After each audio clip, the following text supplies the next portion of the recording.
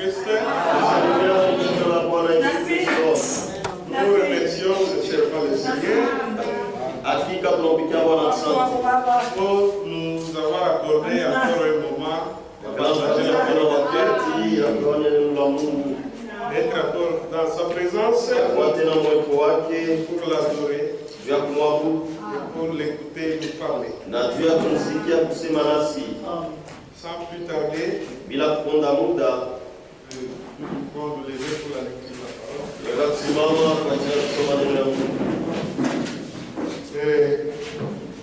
Prenons Luc 17, verset 26. Je lis au nom de notre Seigneur et Sauveur Jésus-Christ. Ce qui arriva du temps de Noé arrivera de même au jour du Fils de l'homme. Les hommes mangeaient, buvaient, se mariaient et mariaient les enfants jusqu'au jour où Noé entra dans l'arche. Le déluge vint et les fit tous périr. Ce qui arriva du temps de Lot arrivera pareillement. Les hommes mangeaient, buvaient, achetaient, vendaient, plantaient, bâtissaient. Mais le jour où Lot sortit de Sodome, il plut de feu et de soufre tomba du ciel et les fit tous périr. Il en sera de même le jour où le Fils de l'homme paraîtra. Que le Seigneur bénisse la lecture de sa parole. Pour vous asseoir. Prions nos têtes, je vais prier.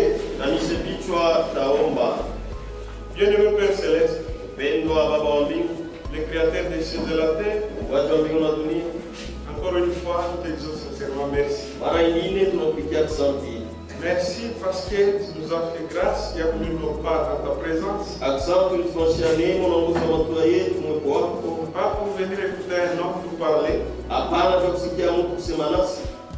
mais pour t'écouter. Il est écrit dans ta parole, si Christ n'est pas ressuscité, votre prédication est vaine et même votre foi est vaine. Seigneur, nous nous réunissons parce que nous croyons que tu es ressuscité, parce que nous croyons que tu es fidèle à ta parole. Tu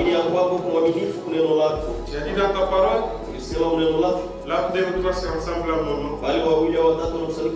Je suis au milieu de Seigneur, nous sommes réunis au nom de Jésus-Christ. Nous sommes venus tels que nous sommes pour que tu puisses nous corriger, pour que tu puisses faire de nous de véritables enfants de Dieu, afin quand nous regardons, qu'on ne puisse pas nous voir,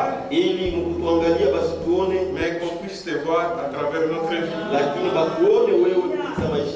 Bien-aimé Père, moi qui me tiens devant tes enfants, je suis qu'un simple homme. Je n'ai rien que je peux donner à tes enfants. Mais une chose est certaine, tu es monté au ciel et tu as fait des dons aux gens.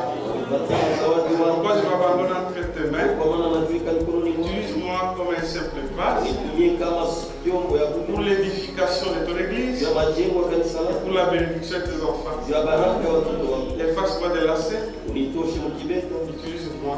Pour lire ta parole, c'est toi qui as l'auteur. Viens nous l'interpréter toi-même pour nous donner le vrai contexte de ta parole. Ainsi nous te demandons, au nom de notre Seigneur et Sauveur Jésus-Christ. Amen. Que le Seigneur vous bénisse. Nous venons de lire une écriture où notre Seigneur et Sauveur Jésus-Christ est en train de nous dire ce qui s'est passé du temps de Noé et ce qui s'est passé du temps de Lot. À travers cette écriture, nous allons voir un thème, les appeler à sortir.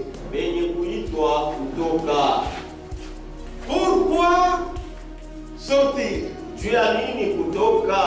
Parce que Dieu, dans sa manière de faire les choses,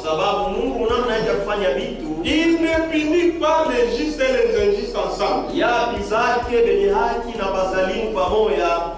Il prend d'abord les justes, il les met à côté,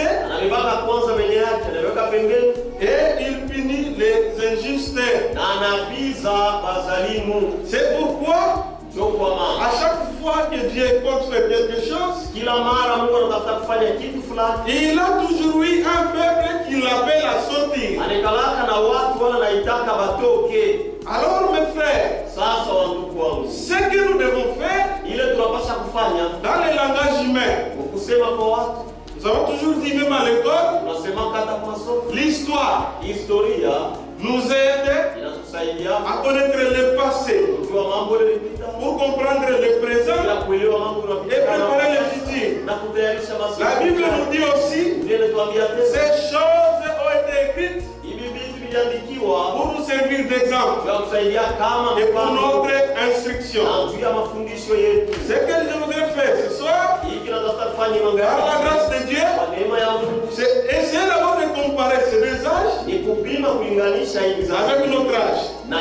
Parce que le Seigneur dit clairement ici, ce qui arrivera dans ces deux temps-là arrivera pareillement dans notre temps. Cela devrait attirer l'attention de tout le monde. Ce qui veut dire que notre temps est plus pire que le temps de Noé. Notre temps est plus pire que le temps de Lot. Parce que, et ce qui s'est passé du temps de Noé, et ce qui s'est passé du temps de Lot, tous les deux se passent à notre temps. Voilà ce qui fait la gravité de la situation. Bien-aimés frères, si Dieu a condamné les gens de Noé, il sera très sévère à l'égard des incrédulités de notre temps.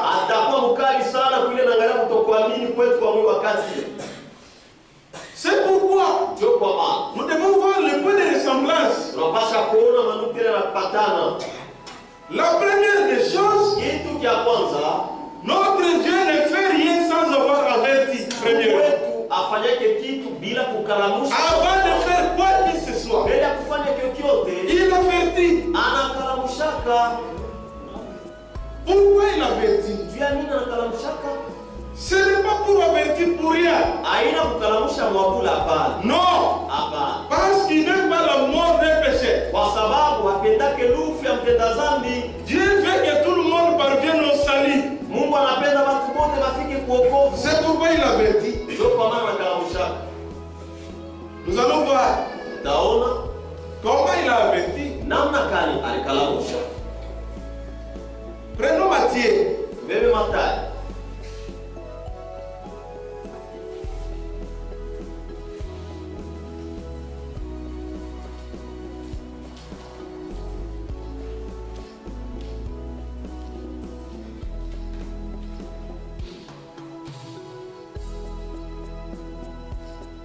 C'est que nous allons voir comment ça s'est passé avec chaque âge. Il avertit premièrement. Et qu'est-ce que les hommes donnent comme réponse? Matthieu 24, 35. La Bible dit, ce qui arriva du temps de Noé arrivera de même à l'avènement du Fils de l'homme. Car dans les jours qui précédaient, c'est là où il y a un problème. Dans les jours qui précédaient, qui précédaient le déluge, les hommes mangeaient, ils vivaient, se mariaient, et mariaient les enfants, jusqu'au jour où Noé entra dans l'âge. Mais ce qui est grave, écoutez ce que dit la Bible, et il ne se doutait de rien. C'est grave. C'est que pour que quelqu'un ne puisse pas se douter de rien, c'est qu'il a été averti. Il a été averti. Mais il a continué bonnement. Il ne se doutait de rien. Jusqu'à ce que le déluge vint. Et les emporta tous. Frère, il lancera de même main à l'avènement du Fils de l'homme. C'est que Dieu avertit toujours. Est-ce qu'il n'a pas averti les gens du temps de l'autre? Il a averti. Dans la manière de faire de Dieu, il avertit d'abord pour commencer d'une manière individuelle. Personne ne quittera ce monde sans être averti. Personne ne quittera ce monde sans être averti par Dieu. Qu'il soit ami ou ennemi de Dieu. Dieu avertit tout le monde. Et c'est ce qui fait sa grandeur. Parce qu'il aime même ses ennemis. Écoutez ce que le prophète dit, frère Branham, dans la logique, avertissement pour jugement, paragraphe 29, il dit ceci. Nous pourrions dire, eh bien, cet homme est mort sans avoir été averti. Non, non, non. Jamais. Voilà. Vous ne savez pas ce qu'il y a vu dans le cœur de cet homme. Vous ne savez pas ce qui s'est passé dans sa vie. Vous voyez? Dieu n'amène pas quelqu'un à la mort sans l'avoir premièrement averti là-dessus. Sans lui dire c'est quelque chose. Une séparation. Dieu est souverain. Et il frappe au cœur de chaque homme. Il frappe au cœur de chaque homme. Il aura l'occasion de venir. Eh bien, Dieu peut donner un avertissement. Et l'homme rejette cela. Et c'est pour la tête face à cela, il s'en va. En disant, oh, ce n'est pas qu'un drôle de sentiment ça. Ce qui veut dire, frère, dans les deux âges, Dieu a averti. Mais quelle a été la réponse des gens face à l'avertissement? Du temps de Noé, ils ne se doutaient de rien. Donc ils ont continué bonnement. Voyons d'abord le comportement des gens du temps de l'autre. Genèse 19. Genèse 19. Verset 12. Les hommes dirent à Lot, qui a-t-il encore ici? Qui a-t-il encore ici? Pourquoi on a nani hapa? Gendre, fils et fille, et tout ce qui t'appartient dans la vie, fais-les sortir de ces liens. Car nous allons détruire ces liens. Parce qu'il est écrit contre ses habitants est grand devant l'Éternel. L'Éternel nous a envoyé pour le détruire. L'autre sortit et parla à ses gendres qui avaient pris ses filles. Levez-vous, dit-il. Sortez de ces lieux. Car l'Éternel va détruire la ville. Mais aux yeux de ces gendres, il parie comme plaisanter. C'est grave. Il parie comme plaisanter. Oh, bien mes frères, lorsque Dieu dit quelque chose, frère, il l'accomplira. Dieu ne dit rien en vain. Il l'accomplira certainement. Pourquoi Dieu avait averti? C'est à cause du péché. Lui, sa cible,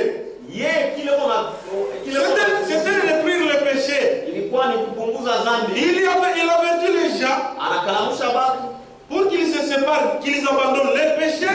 waache dhambi et qu'ils conservent la vie. Na wachunge uzima.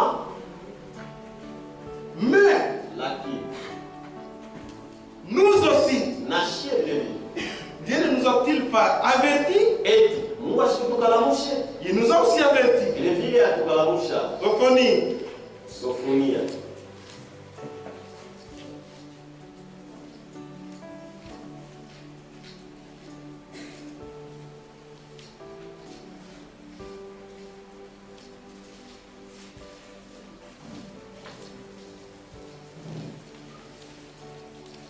Sophonie chapitre 1.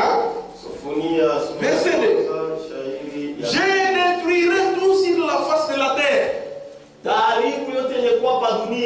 Dit l'Éternel. Je détruirai les hommes et les bêtes, les oiseaux du ciel et les poissons de la mer, les objets de scandale et le méchant avec eux. J'exterminerai les hommes de la surface de la terre. Dit l'Éternel. Un avertissement très sévère. Malachie.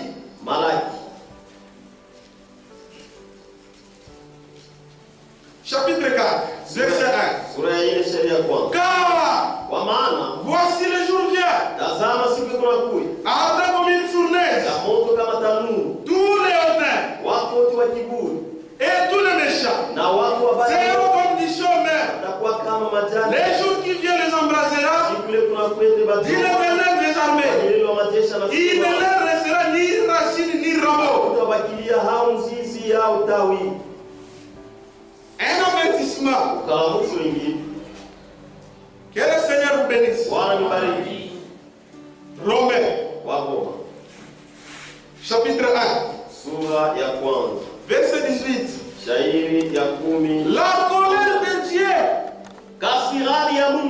s'est révélée du ciel contre toute impiété et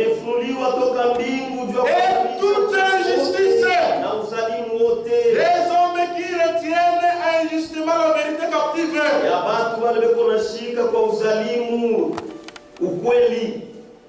Bien-aimés frères, si Dieu avertit comme ça, c'est que il va exécuter sa parole. Même dans notre temps, Frère Madame dit ceci. Lisons dans cette brochure. Les appeler à sortir. Paragraphe 7. Il dit, nous avons dit cela au travers de ces grands mots. Nous voyons une vague de jugement à venir contre cette nation. Car Dieu ne peut pas nous laisser nous en tirer avec le péché. Il ne peut pas être un Dieu juste et nous laisser vivre tel que nous vivons. Ça nous fait payer pour cela. Que le Seigneur bénisse. Comme je viens de le dire, et je le répète, si le Dieu du ciel nous laisse nous acquérir avec ce que nous faisons, pour être juste, il serait tenu de ressusciter Sodome et Gomorrhe et de s'excuser auprès d'elle de nous avoir détruits. Car nous sommes tout aussi mauvais qu'elle est. Et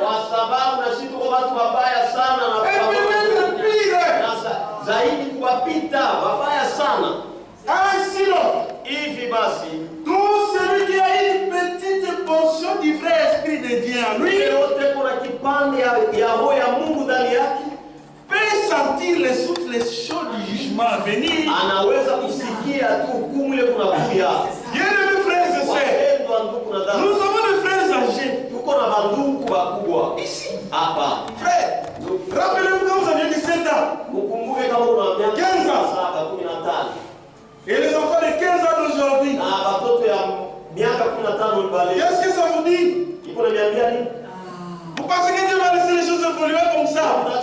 tuache vitu viendelee vipi? Non, frère. Hapana ndugu.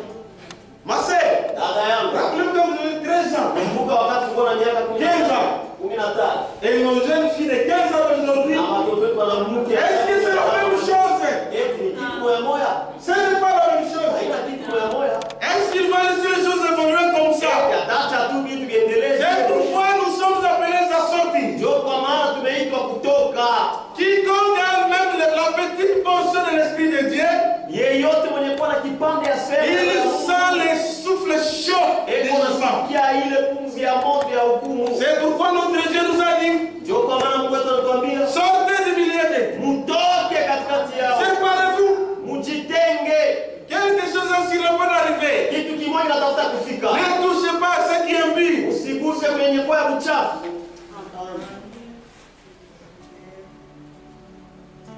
Dans votre esprit, Moyo yako vous pouvez discerner unaweza kufafanua et savoir que quelque chose ainsi ne peut arriver. na kujua kwamba kwa kitu kimoja kinatafuta kufika. Mais une chose qui doit attirer l'attention de tout le monde, Lakini kitu kile kinapaswa kuvuta angalisho ya kila mtu. que ce soit le temps de Noé Ikuwe wakati wa Noa et même le temps de l'autre, hata wakati wa Loti. il y a une caractéristique commune. Kuko tabia ya pamoja C'est l'indifférence. ni kutokushutuka. L'indifférence. Kutokushutuka.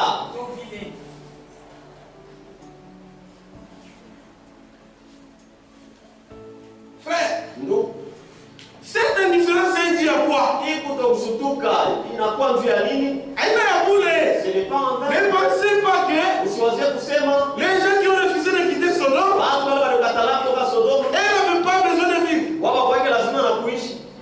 Ou les gens qui ont refusé d'entrer dans l'âge, Hao watu wale walikataa kuingia mkiombo, ils refusaient de vivre. walikataa kuishi. Non. Hapa Parce que s'ils n'avaient pas besoin de vivre, tukaba kwake lazima na kuishi. ils ne seraient pas venus frapper à la porte Abake alikuwa kukokora mlango pour demander à Noël d'ouvrir. juu ya kuomba Noa apate kufungula.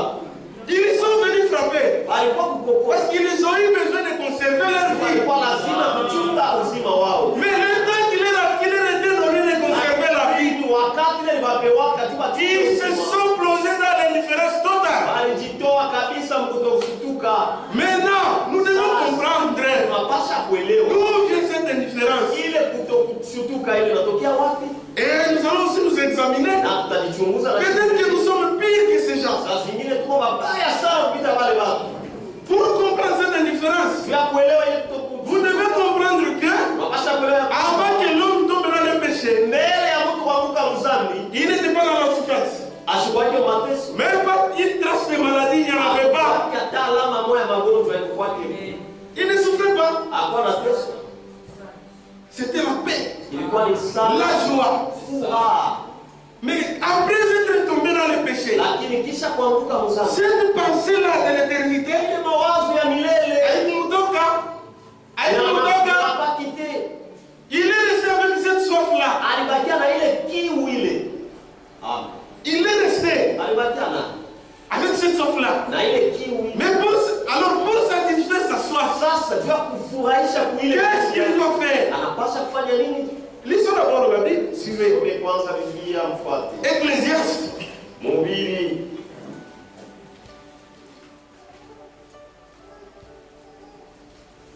Ecclésiaste. Mhubiri.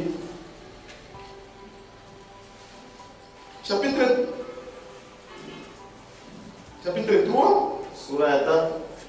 Verset 11. Sharia 11. Il fait toutes choses bonnes en son temps. Eko nafanya kitu kyote kizuri. Et même il a mis dans leur cœur Na hata aliweka moyo wao la pensée de l'éternité. wazo ya milele. Ah. La pensée de l'éternité. Wazo ya milele. Bien que l'homme ne puisse pas saisir l'œuvre que Dieu fait, Hata kama mtu asiwezi kushika kazi ambayo Mungu yuko du anafanya. commencement jusqu'à la fin, Kwanza mwanzo kufika kumwisho. c'est que Ni kusema frère, ndugu, même l'homme le plus méchant du monde, hata mtu mbaya sana il sait très bien qu'il anajua mzuri ya kwamba y a une éternité huko milele et il y a un enfer. na huko moto. Il le sait très bien. Anaijua mzuri. Maintenant, Sasa qu'est-ce qui était à la base de cette indifférence? ni kitu kalikuwa pale juu ya ile kutokushutuka. L'homme, Mtu a cherché à retourner dans cet état par ses propres moyens. Quand tout le monde a un problème, ça n'a fait qu'aggraver la situation. Nous allons prendre des exemples.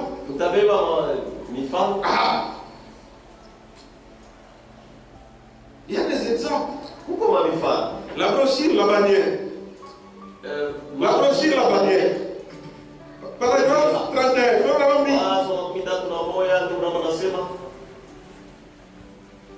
Adam, le premier homme sur terre, a effectivement exprimé cela. Après s'être rendu compte qu'il était déchu de la grâce,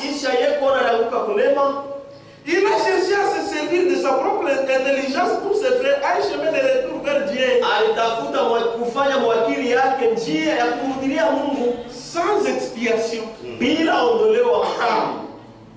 Sans expiation. Il est très intelligent. Frère, pour créer une école, il faut être intelligent. C'est parce que nous avons Dieu. Et surtout Dieu à nous. C'est alors que nous pouvons dire que la théologie est diabolique. C'est parce que nous avons Dieu. Et nous avons la révélation de la parole de Dieu. Sans cela,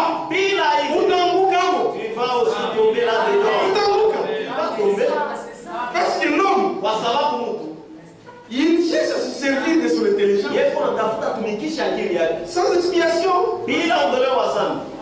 Il a déjà retourné à Dieu sans expiation. Sans le prix de ses péchés. Oh, c'est impossible.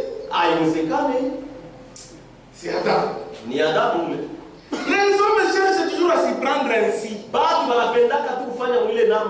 Chercher à avoir une religion sans expiation. Deuxième témoin. Nimrod. Nimrod, quelle est l'histoire de Nimrod, c'est le petit-fils de Noé. Et Noé, maintenant lui, il savait qu'il y avait un déluge qui était venu. Maintenant il s'est dit, ce qui a amené Dieu à pleuvoir la pluie, c'est le péché. Or le péché, on ne peut pas l'abandonner. Il est beau. Et puis beau. Ça attire l'attention. La chose que tu n'as pas fait, pour laquelle tu n'as pas travaillé, tu l'apprends gratuitement. Sans souffrir. Si oui. Mais c'est le fond. Mais comme il y a tout c'est bon. La femme que tu n'as pas dit, tu n'as pas dit. Tu n'as même pas souffert. Et tu commets adultère avec elle. Tu es à l'aise. Nimrod n'a pas voulu abandonner ça. Il a aussi cherché à se servir de son intelligence. Pour retourner dans la communion avec Dieu. Qu'est-ce qu'il a cherché à faire? Prenons Nimrod. Nimrod a eu la même passé.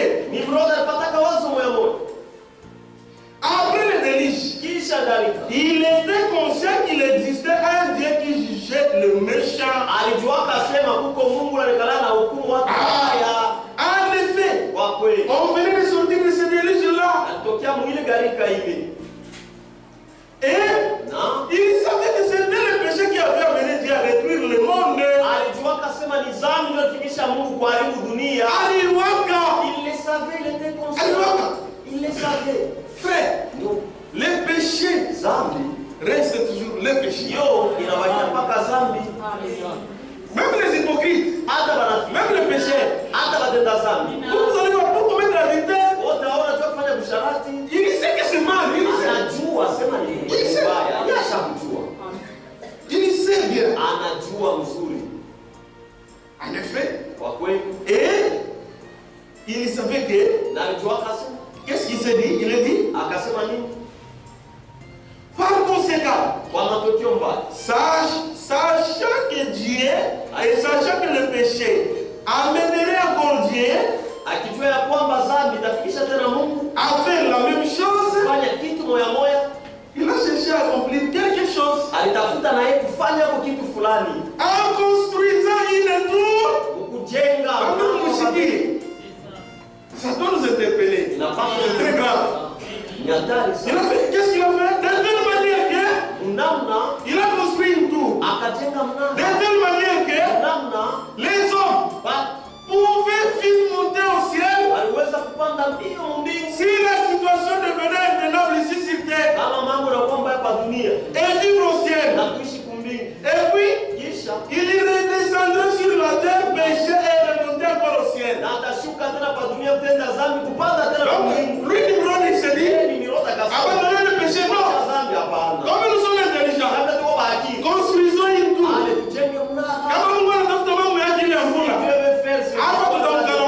Maintenant, nous serons souples. Nous allons monter, et nous allons rester là-bas. Comme on voit Inaïcha, allez, nous allons vivre comme nous voulons. L'esprit de Nimrod.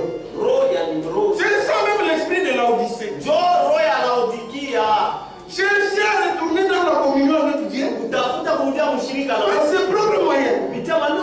C'est-à-dire, en même temps, on vous appelle frère. Et en même temps, païen. C'est que du matin jusqu'à 16h, païen. Maintenant de 16h jusqu'à 18h, la situation devient intenable. La situation devient intenable. Chrétien. Pourquoi on appelle mon à bord? Tu dis même, ne m'appelle pas. Maintenant je viens à l'église. L'esprit de Nimrod. L'esprit de Nimrod. Le prophète dit, eh bien voilà la pensée que les hommes ont eu tout au long du chemin. Chercher à pécher et vivre sur la terre et au ciel au même moment. Vous ne pouvez pas faire cela. Frère, le malin, c'est Satan. L'homme n'est pas malin. Frère, l'homme n'est pas malin. Le malin, c'est Satan. Satan dans sa malignité. Devant Dieu, il est un insensé. Qu'en est-il de vous? Je ne sais pas. Nous allons le voir. Ce que les hommes cherchent. En même temps, vivre sur la terre et au ciel au même moment. Vous ne pouvez pas le faire. Vous ne pouvez pas le faire. Et Satan. Mais mon frère, vous allez comprendre pourquoi ces gens étaient indifférents. Satan en a profité de la situation. Pourquoi? Parce que Satan aussi avait l'intention de se faire adorer. Il a profité de cette situation. L'homme a la soif de vivre éternellement, mais par ses propres moyens. Satan, comme c'est un escroc, Moïse, il a profité de la situation. Qu'est-ce qu'il dit alors? Moi je vais t'aider à revenir dans la communion avec Dieu. Je vais t'aider.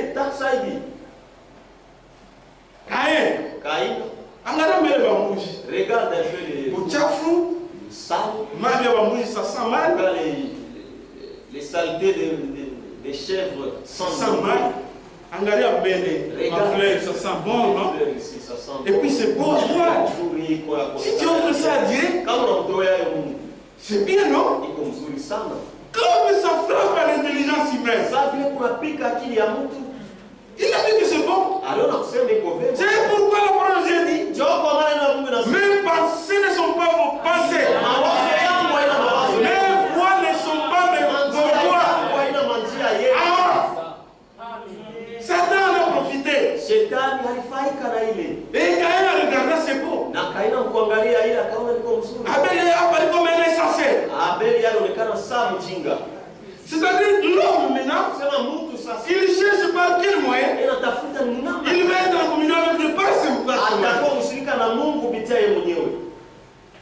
Et Satan dit alors, moi je vais t'aider à être en communion avec Dieu. La première des choses, être seulement tabernacle. Où est quoi ton tabernacle? C'est ça. La première des choses. Tu viens seulement au tabernacle. Pour être sûr que tu es en communion avec Dieu. Tu vas parler en langue. Tu vas chanter. Même prêcher avec l'onction, tu vas prêcher. Quand l'homme voit ça. Oui, c'est vrai. Je chante. Je chante. Je prêche. Je vais parler en langue. On t'a contredit Dieu. Comment tu vas les contredire? On t'a contredit Dieu. Comment vas-tu les contredire? Oh! L'alliance que Dieu fait avec l'homme. Ceux qui étaient hier ici, ils ont compris. C'est une alliance éternelle. C'est une alliance éternelle qui se trouve entre le maître de Dieu seul. Et cette alliance, Dieu ne traite pas avec la tête d'un homme. Il prend ce ballon, il grave dans le cœur de l'homme. Oui, ça vous dit tout bien. Parce que personne ne va pas attacher son prochain. Chacun se connaît. Attends qu'on aille bien. Je n'ai pas mon charade. Tout à l'heure, on va demander. Cette alliance, c'est entre Dieu et le cœur de l'homme. Tu vas voir pas. Ça ne sert à rien de vous cacher. Vous faites la mienne alliance. Vous faites une alliance dans ta tabernacle. C'est lui qui a fait son alliance avec vous. Lui est fidèle. Quand on a moitié, tu vas le rencontrer dans sa fidélité. Même le jour du jugement. Parce qu'il est le même hier, aujourd'hui, éternellement. Il ne peut pas juger les gens hier pour le même péché que vous commettez. Et puis vous laisse. Il ne change jamais. Il a béni les gens hier. Si vous gardez la même foi, il va bénir. Pour ça, les hommes sont d'accord. Quand il s'agit de bénir, ils sont d'accord. Mais, frère, c'est de l'escroquerie. Imaginez. Dieu, vous allez bien comprendre pourquoi les gens qui sont de l'autre. Ils sont les seuls différents. Dieu a dit à Noé. Noé. Je regrette même d'avoir créé l'homme. Vous pouvez vous rapida. Il construit l'arche. Je vais détruire tous les humains. Noé est venu. Il a prêché. Moi, tes envies. Arrêtez avec le péché. Moi, tes envies. Toi, devenir mon arche. Allons entrer dans l'arche. Vous allez et on regarde la boîte de nuit. Les boîtes de nuit. Frère. Si vous voyez quelqu'un, même si on prêche comment, il regarde sa position. Il a déjà fait une affaire avec Satan. Satan a déjà menti. À ce moment, je vais t'aider à retourner dans la communion avec Dieu. Par tes propres moyens. Vous allez voir quelqu'un. Parce que Satan est mon fils. Pour bref. Tu as qui on va t'appeler ta frère. On va t'appeler frère. On va t'appeler ta soeur. On va t'appeler soeur. Alors, c'est peut-être qu'on va ta frère, ta chérie, mon ami. Attends, c'est le Dieu. Il faut qu'il fasse une expérience avec Dieu. La solution là-bas. Ça ne sert à rien de venir ici si vous ne rencontrez pas Dieu. Quand vous tenez le monde, c'est que ouais, on va vous dans la même la femme de l'autre. Elle va vous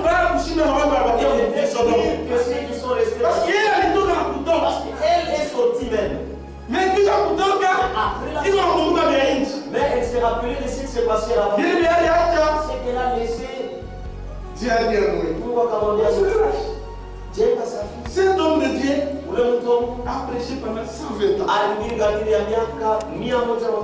Qu'est-ce qui a plongé les gens dans les différences? Comme toujours, Satan est venu avec ses affaires. Il a aventurier, non? Toute la technologie va être avancée. Nous avons une technologie. Il n'y a même pas une coupe. Pourquoi Satan a dit ça aux gens? Pour qu'ils continuent à pécher. Vous ne vous demandez pas. Pourquoi Satan va encourager l'homme dans le péché? Pour que lui, Satan gagne quoi? C'est pour vous perdre vous. Ah, c'est pour perdre l'homme. Parce que Dieu sait que l'enfer n'a pas été créé pour l'homme. C'est pour lui et ses démons. Maintenant, il va travailler pour amener le maximum de personnes en enfer. Maintenant, l'homme se retrouve devant la vie et la mort. Ah! Alors, il n'y a pas de pluie. Il lui dit à Kourou. Bon, frère, immédiatement par là. Oui, on a bien entendu celui-ci vient avec la prédication. Oh, tu deviens sa fille, non? Ils sont lâches. Si vous n'y entrez pas, vous allez mourir. Quel est l'esprit de mort? Mais ça, c'est l'esprit de mort. Si c'était le prophète d'aujourd'hui. Est-ce qu'on a l'esprit de mort? Il y a l'esprit de mort. Il est en train de prêcher la mort des gens.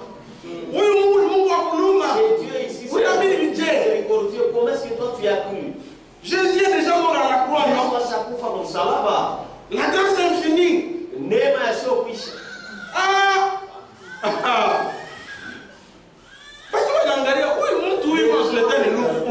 Celui-ci qui prêche la mort. Scientifique. Ils sont des païens, mais leur idée scientifique nous a aidé à découvrir que celui-ci c'est un faux. Frère, celui qui a rencontré Dieu, même si sa propre femme le décourage, ça ne marchera pas.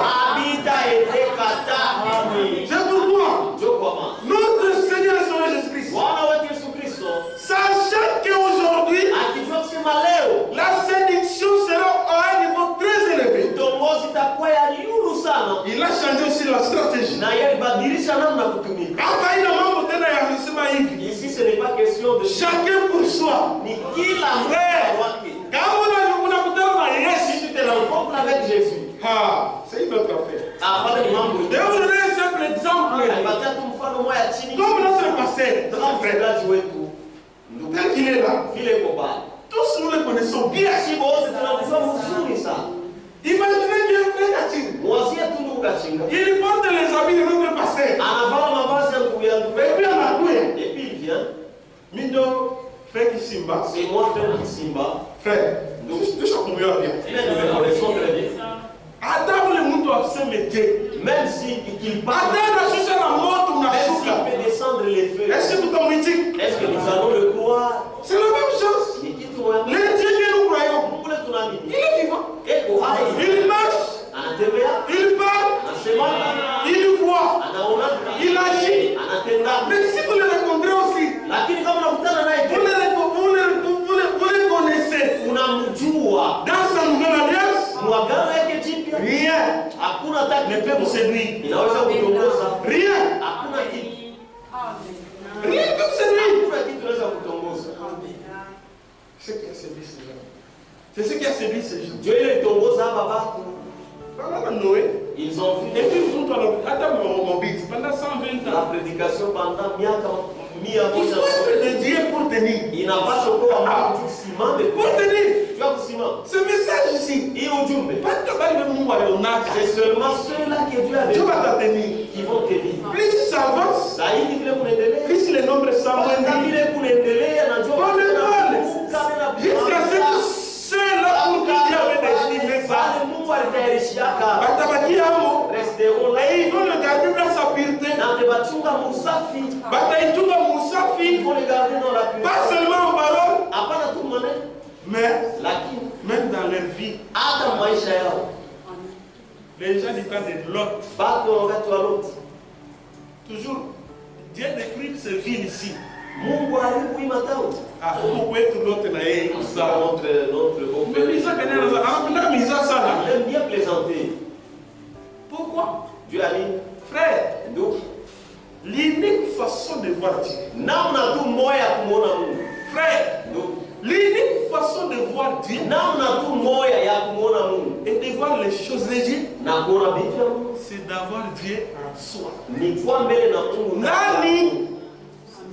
Frère, donc qui a enseigné au lion de manger la chair? nani alifundisha basimba kula nyama? C'est sa nature. Ndio asili yake. Si tu as la nature de Dieu, Kama una asili ya Mungu, tu connaîtras les choses de Dieu. utajua vitu ya Mungu. Ça, c'est la vérité. Hii ni ukweli. Si tu as Dieu en vous, quand vous avez Dieu en vous, Ndani yako vous connaîtrez les choses de Dieu. utajua vitu vya Mungu. Comment quelqu'un a Dieu en lui, Namna kani mtu mais il ne connaît pas les choses de Dieu? lakini asijue mambo ya Mungu. Non. Hapana. Écoutez ce que Frère Franck dit. Usikie kile ndugu Le Frank. christianisme traditionnel, Christianisme traditionnel il le dit, anasema la seule façon, namna tu quelqu'un qui avait réellement rencontré Dieu, Mungu alikutana na Mungu vya kweli, il reconnaît les choses de Dieu. anatambua vitu vya Mungu. Oui. Ndio.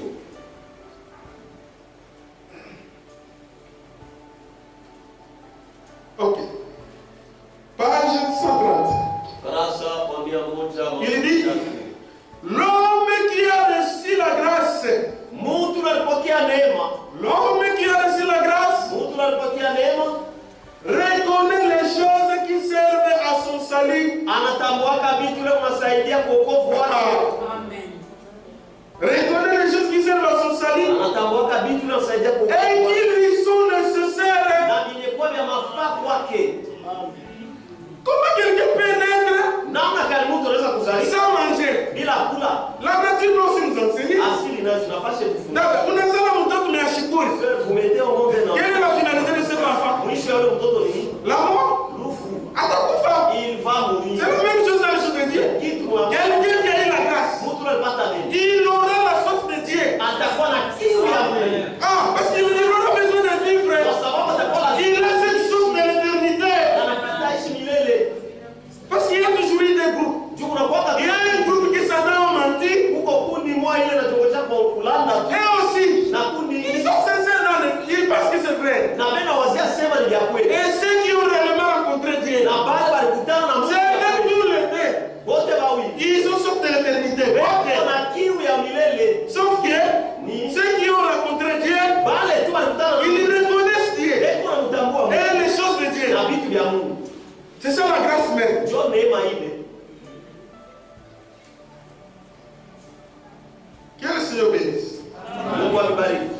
C'est pourquoi, Njoo kwa maana. dans notre temps, Wakati yetu hii, Satan fait quoi? Shetani alifanya nini?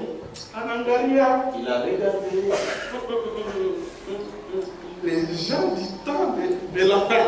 watu wa wakati ya mwisho. Ce sont des gens très intelligents. Ni watu bakiri sana. Qu'est-ce qu'il faut faire? Inapaswa kufanya nini? Regardez comment est-ce que Satan a eu Ève. Muone vile namna kani Shetani alimbamba hivi. Ah, je peux comprendre pourquoi ces gens sont tombés aussi. Ni laki Genèse. sample namna kani wale watu walianguka. Mwanzo. Genèse, chapitre 2, verset 16.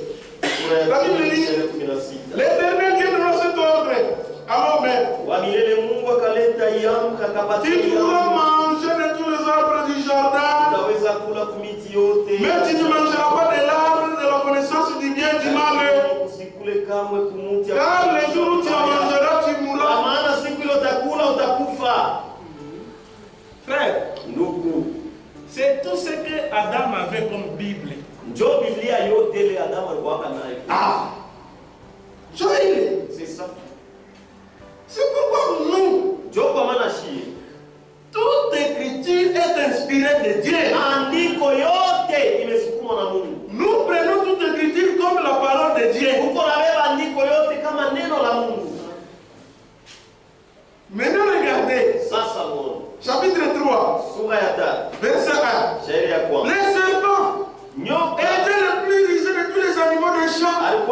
mjanja sana kwa nyama bote ba. Quel éternel Dieu avait fait? Ale Mungu alifanyaka. Il dit à la femme. Akaambia mwanamke. Dieu a-t-il réellement dit? Eti kweli Mungu Vous ne mangerez pas de tous les arbres du jardin. Kule miti yote ya La femme répondit au serpent. Mungu akajibu. Nous mangeons du fruit des arbres du jardin.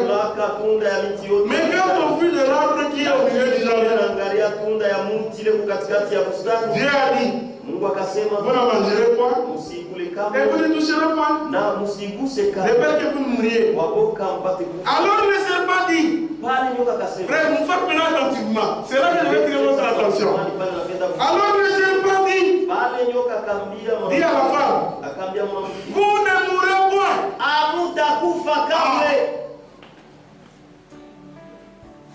Vous ne mourrez point. Frère, enfin, même un insensé, Satan va s'en dire bon. Parce que Dieu a dit vous mourrez. Satan a dit vous mourrez. Si Satan s'était limité ici, c'est simple. Attends, tu mouilles, s'il y a bon. Même dans le naturel comme ça, c'est faux. Il y a bon. C'est faux. Mais comme il le disait, qu'est-ce qu'il fait? Écoutez. Vous captez la pensée humaine. Il dit,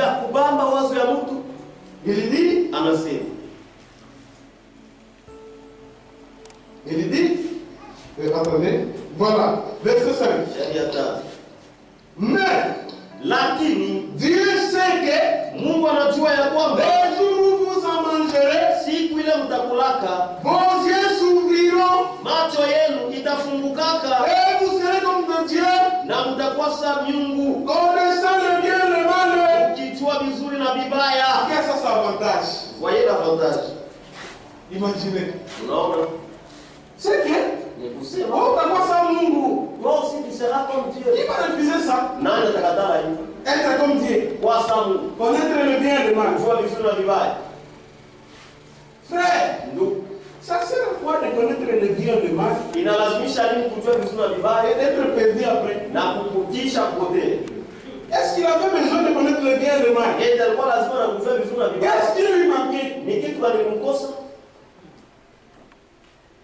Il s'est laissé tromper. Ça a été comme une apôtre. Même si je mange, je serai comme je connaîtrai les mal. Vous savez, dans les tabernacles, ils se marient entre eux. Ces frères-là ne boivent pas et pour trouver un mari là-bas. Allez-y seulement là.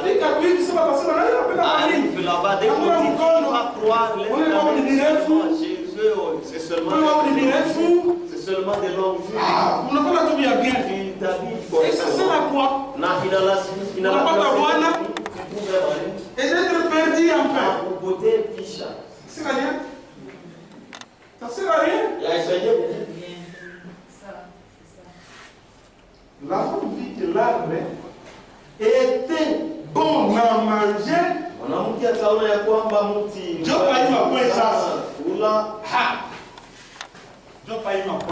C'est sur ce point où je vais beaucoup insister. Bon. Na manger. Agréable à la vie et pour ouvrir l'intelligence.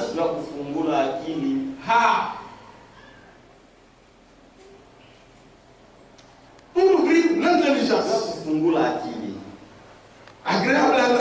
Il était bon à manger et agréable à la vie et qu'il était précieux pour ouvrir l'intelligence. Elle prit de son fruit et en mangeant, elle en donna aussi à son mari qui était près d'elle et il en mangea. Frère, voilà là où il y a le problème. Lorsque Satan vous sert la mort dans son plan, il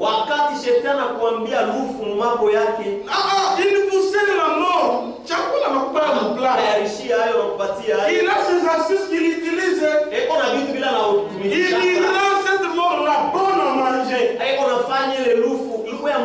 C'est que prêcher le mensonge avec une onction terrible. Au point que quand on a et que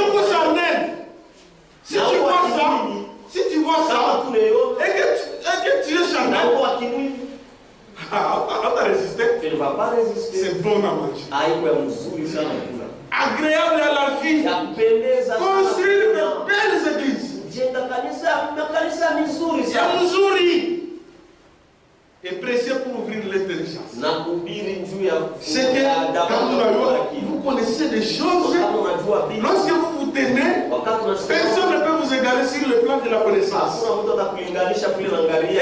en se laissant entraîner par ça, Satan a fait à l'homme une religion d'occasion. Il y a un combo. Très bien. Une religion d'occasion. Écoutez ce que le prophète dit. Frère Aram dit. Dans cette brochure pour terminer. Voilà.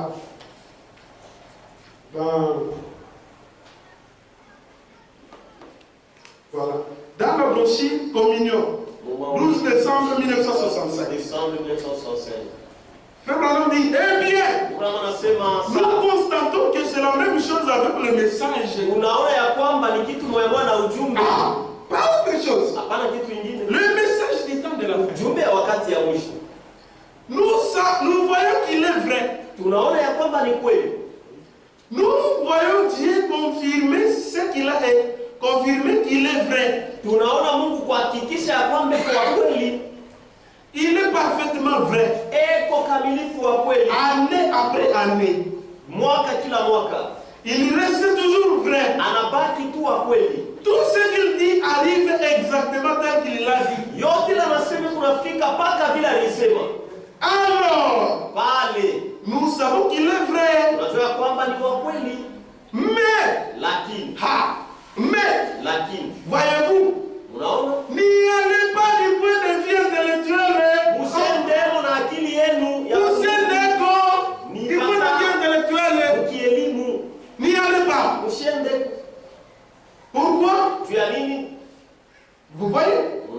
Nous ne voulons pas une religion de seconde main. Nous voulons une alliance vivante. Quelque chose que quelqu'un d'autre a déjà expérimenté. Et nous suivons son témoignage. C'est-à-dire, frère Branham a déjà tout expérimenté pour nous. Maintenant, nous allons rester là pour commencer à suivre ce témoignage-là. Ça va nous servir à quoi? C'est lui qui a expérimenté. Ça, oui. Parce que ce message, il est vrai. Parce que celui qui a envoyé ça, il est vivant. Comme on a la mine. Pourquoi ne pas faire la même expérience que lui? Une religion de seconde main. C'est Satan. Quel est le Seigneur bénisse. Parce qu'on a compris pourquoi les gens se jettent dans les différences. Satan leur propose une religion de seconde main. Que le Seigneur vous bénisse.